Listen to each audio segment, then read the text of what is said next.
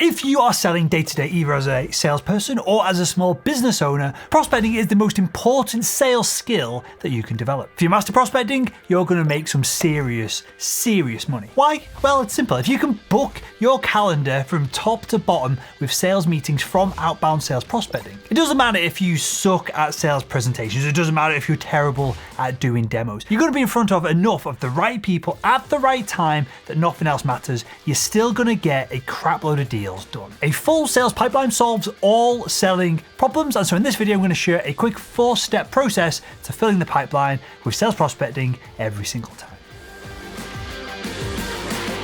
Hi, my name is Will and I make selling simple. And if you want to grab a free copy of our book, Selling Made Simple, where we'll help you find and close more deals using simple step-by-step frameworks, just head over to salesman.com/book and grab your free copy today. Okay, so there are 4 steps to building your sales prospecting machine. We first got to identify your ICP, and I'll share what that is in a second.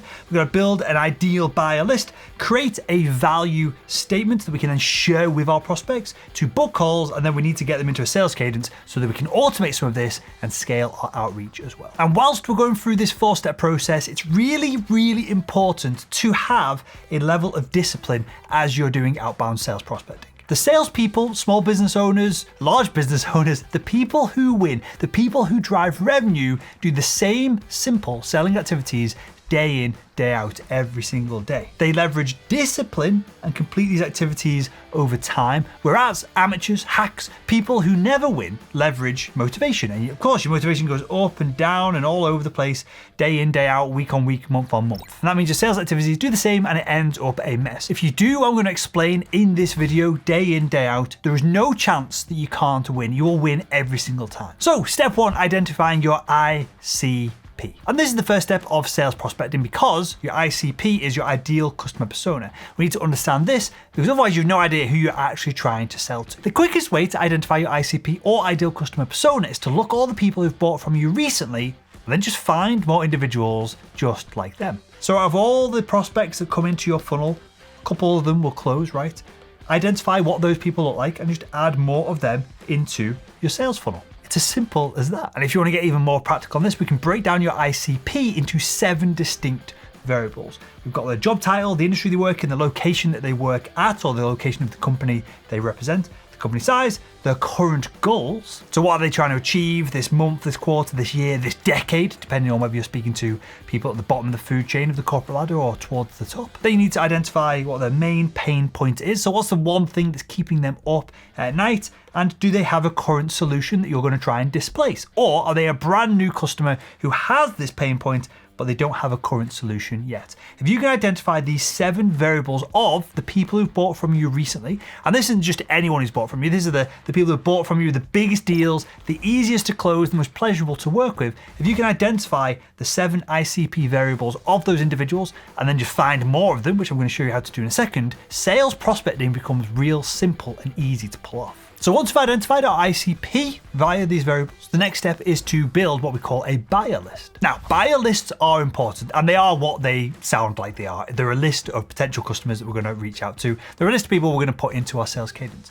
The benefit of strategically and routinely, again, rather than relying on motivation, relying on discipline to build a weekly, monthly, or quarterly buyer list is that routinely and consistently we get to increase the number of people coming into our sales funnel versus what most salespeople and small business owners do is they get half an hour here, an hour there, they don't do it for a month. They do it when they're motivated. They'll add random people to their lists, if they've even got a list in the first place. So many salespeople and small business owners don't even have a CRM to document any of this. But if you've got a CRM, you can build your list, add them in over time, and you can see the difference there between the buyer lists going in regularly and then just randomly ad hoc doing this yourself. But that leads us to the question, where do we find the contact details of our ICPs to add them to our monthly, weekly, or quarterly buyer list? Well, the easiest solution for this is to use 2 pieces of software, LinkedIn Sales Navigator and then Seamless.ai. LinkedIn Sales Navigator allows you to search with their advanced searches for people who have those 7 traits of the ICP that we outlined in the step previous. Just input those and it'll tell you there's 5,000 people in this location, 400 in this location,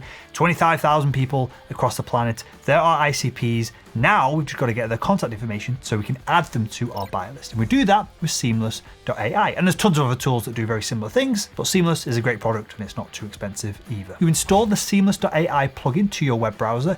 You just visit the people's profiles that you've identified on LinkedIn at this point, and it will tell you their contact information. It'll give you most of the time their email addresses and a lot of the time their phone numbers as well. And that's it. That's all your buyer list is. It's a list of 50, 100, or 250 people who are your ideal customer persona that we then add to our cadence every week, month, or quarter, depending on how many people you need to get through to get the meetings booked so you can smash your quota. So now you know who you're trying to get in front of, your ideal customer persona, and you've got a list of individuals to actually go and contact, which is your buyers list. We now need to know what the heck we need to say to them to get a meeting booked in the diary. And that's where your value proposition statement comes in. Your value proposition statement is the cornerstone of all of your outreach. Everything should tie back to this statement, this fact, this sentence that explains how you help the people that you're trying to connect with. Cold emails, cold calls, voicemails, videos, everything ties into this one single statement. And all we're doing throughout a cadence, which we'll cover in a second, is just coming at our value proposition statement from different angles over and over again until we find one that hooks the buyer in and gets them to book a meeting with us. Now, there are 2 ways to build your value proposition statement in a really simple, straightforward manner.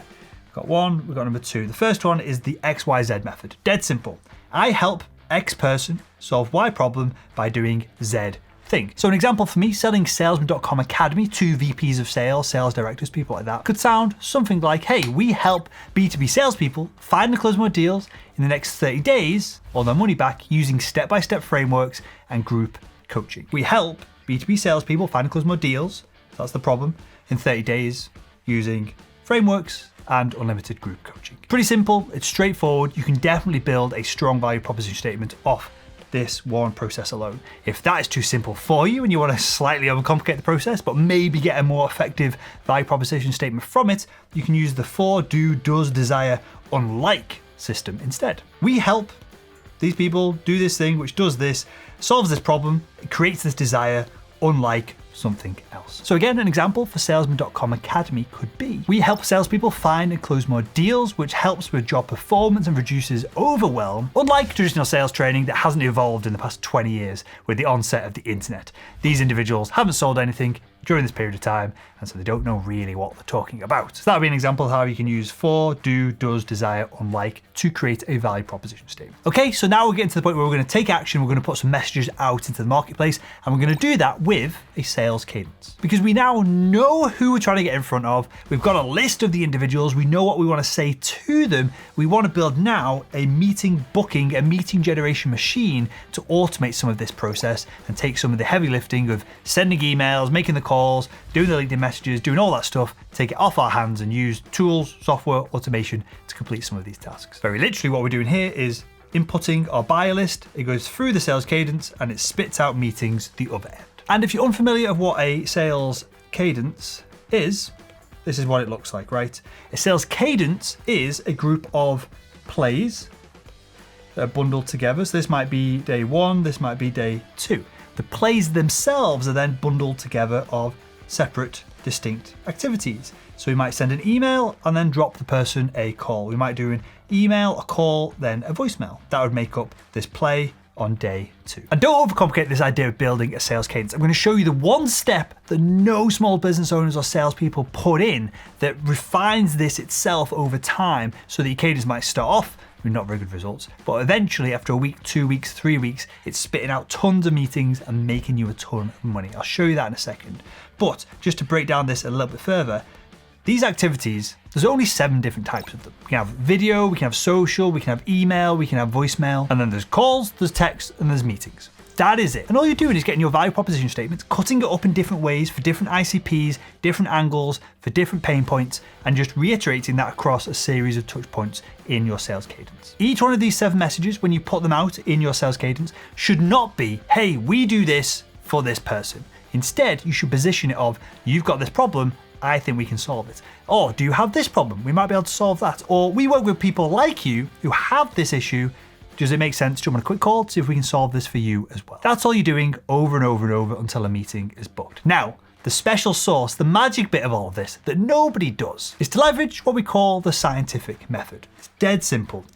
Don't let this panic you if you sucked in school, in science, or anything like that. You just got to send your messages, track the results, and then refine them over time. So we're going to use our own experience to then create your value proposition statement to make a hypothesis of the ideal customer personas that we're trying to be in front of. But then we're going to make a prediction of who we can help and how we think we can help them. We're then going to run a sales cadence, so a series of messages, of touch points to put our hypothesis in front of the buyer and see if they actually care about it, if they react to what we've engaged them with. If it generates meetings, congratulations, you keep it in the cadence. If it doesn't generate meetings, you remove it from the cadence. You take that information, you leverage it as experience, and you learn moving forward. That is it, over and over and over again. You make a hypothesis, you test it, you see if it's effective. If it is, you keep it. If it isn't, discard it. And don't fall into the trap of discarding something and then doing the same stupid process over and over and over again. You've got to take what you discarded, implant it into your experience, into your brain, understand why it didn't work, and then try a different approach over and over and over until it clicks. And this might not be your first sales cadence. It might be